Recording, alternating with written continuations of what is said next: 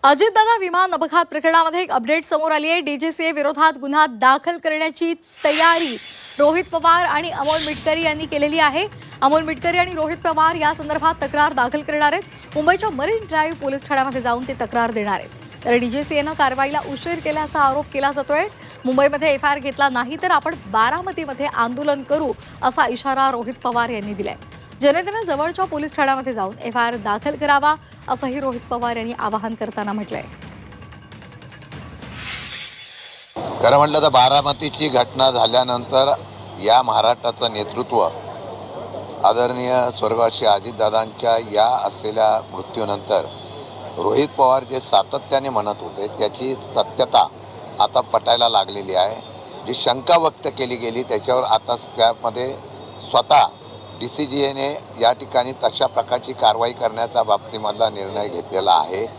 माझ्या माहितीप्रमाणे आता या सर्व 5 विमानावर बंदी घातलेली असेल, परंतु या असलेल्या कंपनीवर आणि या कंपनीला परवानगी देणाऱ्या मग केंद्रीय मंत्री असो किंवा कोणी असो त्यांच्यावर कारवाई करणं, त्यांचा राजीनामा घेणं किंवा या कंपनीवर मनुष्यवधाचा गुन्हा दाखल करणं हे गरजेचं आहे।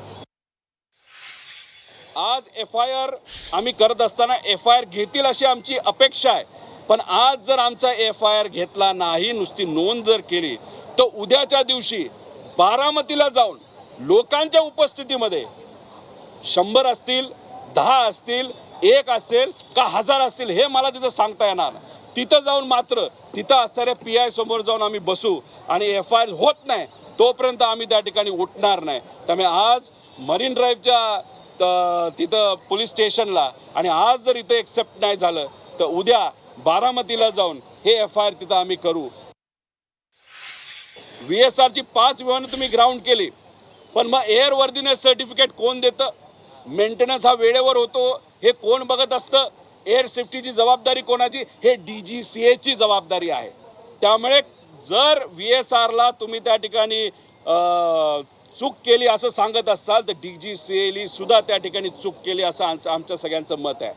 त्यामुळे आम्ही आता ही मागणी करत आहोत की आमचं असं मत आहे की आता तुम्ही VSR व्हेंचरच्या मालकावर त्या ठिकाणी कारवाई केली पाहिजे, त्याला तुम्ही ताब्यात घेतलं पाहिजे।